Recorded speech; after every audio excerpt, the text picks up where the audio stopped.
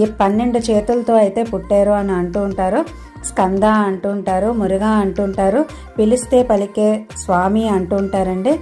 చెన్నైలో చాలా విశేషంగా చేసుకుంటూ ఉంటారు. కావళ్ళయి ఎత్తడం, శూలాలయ్యి మనకి గుచ్చుకుని మనకి మొక్కుబళ్ళయి చెల్లించుకుంటూ ఉంటారు కదా.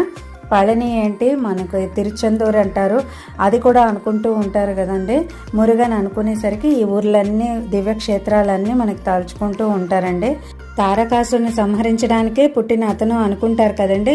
ఆ తారకాసుడు ఎంతో ఇబ్బంది పెట్టేవారండి. దేవతల్ని కానీ భూలోకంలో ఉన్న మానవుల్ని కానీ కోవిళ్ళయి ధ్వంసం చేయడం కానీ ఎవరు కూడా ఏం చేయలేని పరిస్థితిలో సుబ్రహ్మణ్య స్వామి అయితే పుట్టడం జరుగుతుందండి. అంటే తిరునక్షత్రం ఈరోజు జరుపుకుంటూ ఉంటాము.